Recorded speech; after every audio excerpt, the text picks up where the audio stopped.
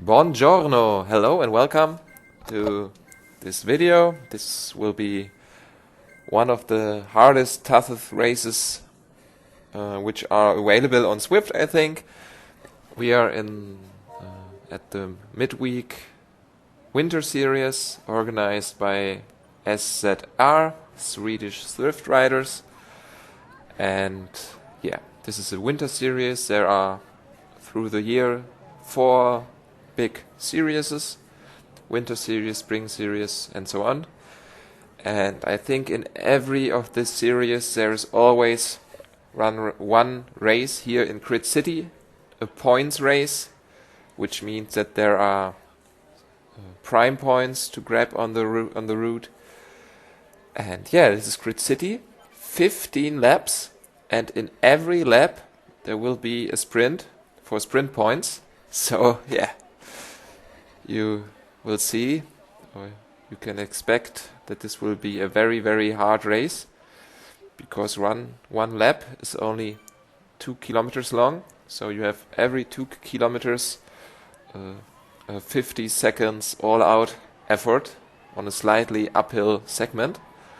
And yeah, we are hitting the segment in a few moments for the first time. So yeah, it was important to be warmed up very well. And yeah, here you see myself with the arrow setup, and I think this will be a second place, so a very nice start in the race. And yeah, I will make some cuts when I finished my talking, my introduction stuff. Yeah, and then I will show you only the sprint in each lap. Yes, so where did I stop? This is the midweek winter series. I'm starting in the B category, and you already see some very, very strong riders, like every week. The field is also very big, over 150 riders. And yeah, just some examples. Who is here? Chris Hölzel is here. Rainer Beckers is here, Robert Riesberg is here, Dan Manolo is here, Glenn Tierno is here, not Robin Anderson, but Magnus Wiklund is here, Gloomhaven is here, so the creme de la creme of the B category, of the high-end B category. So, yeah. And this was I think the third race of this winter series. And in the first race I finished on the 4th position, and in the second race, you also saw it here on my YouTube channel, I finished on the 2nd place, which resulted in the first place in the overall classification after 2 weeks.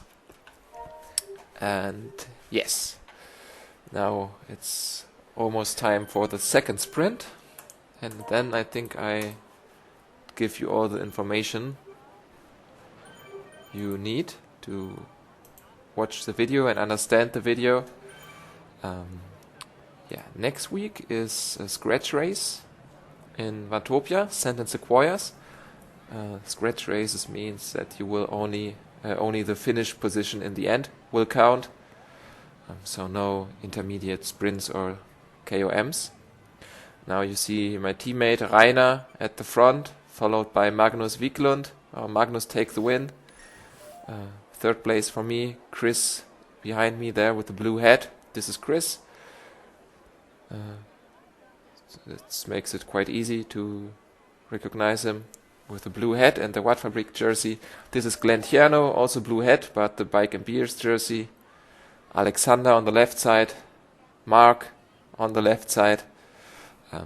Yeah, so anyway, let's jump to the next sprint. Here we go. 3rd sprint. The field already became way, way smaller. And yeah, once again, my timing here is not perfect because I'm going to the wind now, very early. So a lot of riders are overtaking me, but it's still, I don't know, a solid top 10 position. And yeah, the seconds after the banner, after the end of the segment, are so hard. It's so hard to keep pedaling. Yeah, already here in the third round, you see in my face, I have to breathe very deep, and yeah, it already starts now to hurt a lot. And yeah, and maybe you already saw it. There are always no power-ups available, which I think is quite nice and very fair. It's just all about your legs and your race strategy and yeah, intelligent racing. Yeah, so this is round number 4, and it's once again, it's always so close, something between position 4 and 8, I would say. So very constant. That was my plan. I didn't cared to take the first place or the second place. I just wanted to be, if it would be possible, in every lap in the top 10 maybe, because I know a lot of riders will struggle the longer the race will become. And yeah, sprint number 5, here we go. You see a lot of Badfabrik jerseys. Yeah, incredible. Makes me very proud of my team. And this is once again top 5 at the prime. Here you can see still my teammate Rainer Beckers behind me. He was very, very good in all of the sprints so far, and he's still here. But I think in one of the next laps he will have some dropouts with his trainer, so he had to leave the event. So yeah, if you wonder where is Rainer Beckers, he had technical issues, while I'm taking once again a top 10 position. Chris completely at the front, Dan Manolo near the front. Yeah, there's Tom, also a teammate from myself. Yeah. And then it's almost halftime. It's sprint number 7. It feels more and more worse in every lap. Here it looks quite well in the beginning. I don't know which place this will be in the end. I think second place maybe. There was once again Chris coming from behind. Perfect timing.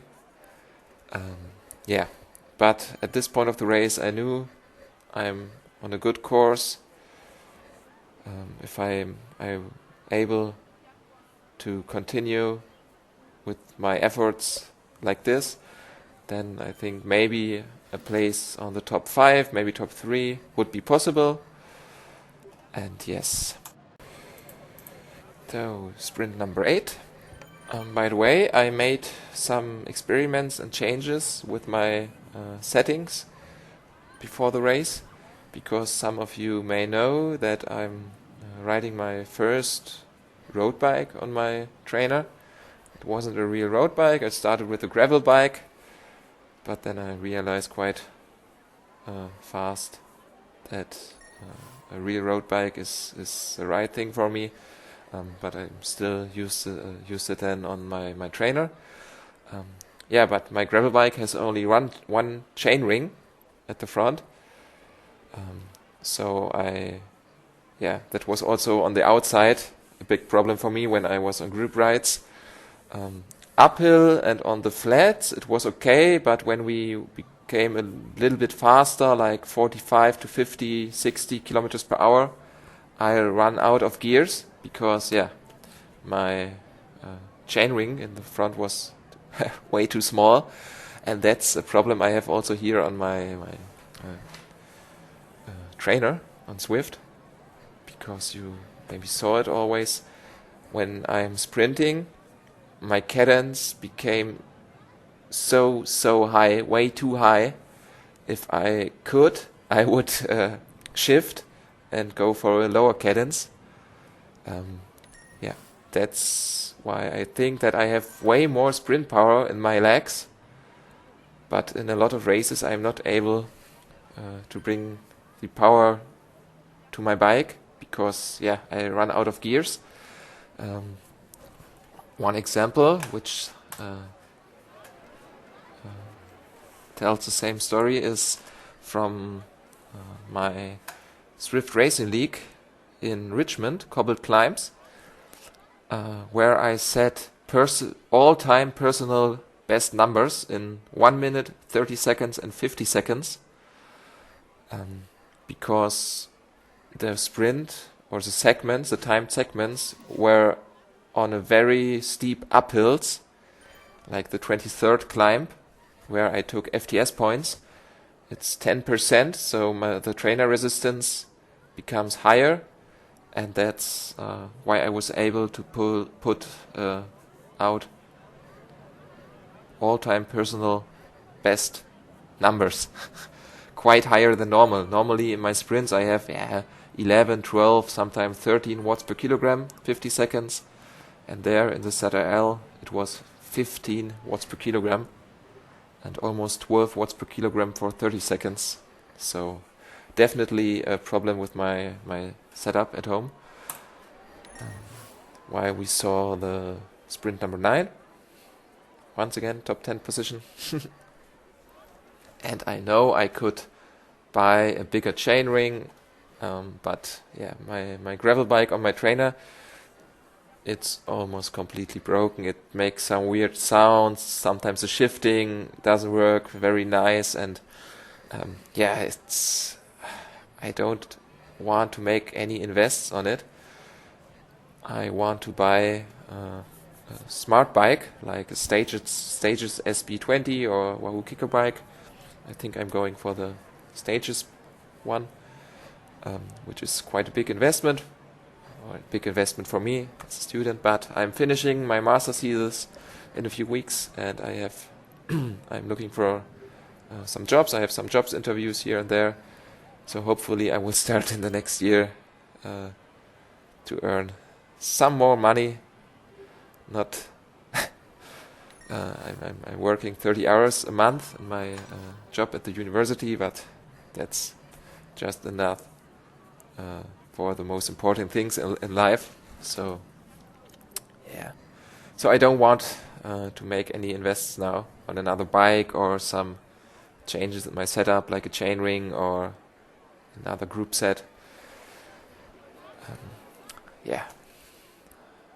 But in the next Swift season in the winter, hopefully I'm on another bike, on a better setup, and be able to put out even better numbers in the sprints and up to 1 minute power,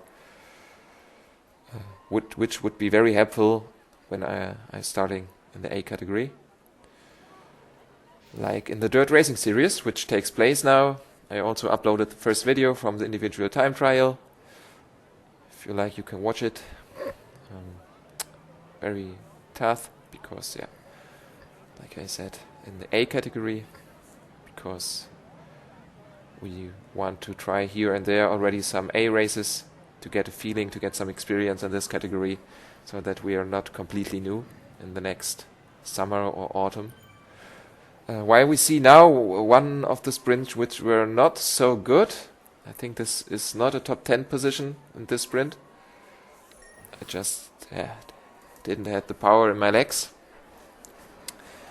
And anyway, I talked once again so much. I will make a cut and jump directly to the next sprint. And this is the only sprint where I try to start very early. You see now I'm increasing my speed. And before the right corner, I'm already in the orange numbers. And Robert Riesberg had the same idea. So I could use him perfectly as my lead-out man. I'm in his draft. You see on the upper left corner the draft counter. And I'm not sure if it was enough, because once again Chris was flying from behind. But anyway, also second place would be very nice. Because, for example, Magnus Wiklund was struggling. He had to leave the front group some laps ago, and sprint number 12 is going to come. And yes, we will just watch. I don't think that I have to tell you that much. I think this one is once again not perfectly. I don't think. Ah, it's so close. Look at the bunch of people. Maybe it was the top 10, maybe not. Everything was possible. Yeah. Look at my face. Look at my hair. It's so hard at this point. I think in this lap, I think maybe it was this lap, I was thinking, am I still able to hold the group? Wouldn't it be nicer and easier to just let him go and roll in relaxed? But I always said to myself, I'm currently leading the GC. I want to compete for the GC over the, I think, 12 weeks. So every point counts, every result. So forget it to let the front group go away. So here we are in the sprint number 13. It looks better this time. You see Glenn Tierno is still there. But they are coming once again. Basti Bayer, Chris Hölzel, but it's a solid top 10 position. And yeah, so 2 more sprints plus the final sprint to go. So the second last sprint. You see, we were about 40 riders in the end in the front group from 154. Yeah, this is once again not a perfect one, not in the top 10, I think. Something around position 11, 12 maybe. Yeah, and it's still okay. It's still in the better part of the group. When you think that we are 40 people, then position 10 is also fine. Yeah, and then it's the final sprint, and then it's less than 1 kilometer to go for the finish line. So I knew I had to keep pedaling very hard after the sprint. But anyway, I tried once again my best. So I'm not trying to save energy in this sprint, even if it looks like this, because I'm so far behind. I just had not that much energy left. And you see, I try to keep my power high and hold the wheels of the front group. Because, 800 meters, 700 meters to go, but there is nothing left in the tank. My legs are burning so hard. I had some pain in my head. And everything not perfect. And then you will see now my timing is so bad. It's so bad. I start way too late. So at the moment it's okay because I'm perfectly in the draft, but I should have started now to sprint. But I'm waiting too long. Now I start my sprint, but the front is too far away. Only 100 meters to go. I'm not able to overtake enough people. I will finish on position 17, I think. Almost 1 second behind the winner, Gloomhaven from France. But yeah, this French guy didn't compete it in the intermediate sprints, so he finished in the end only, I don't know on which position, on position 39. And yeah, Chris took the overall win. Very clear, 1,235 points. And then it was a close one between myself and Mark, 1,151 and 46. So second place for me, third place for Mark. So yeah, I am still leading in the GC, Chris on 2 and Mark on 4, because Glenn Tierno only finished on 9th position. Thanks for watching. See you soon. Ride on.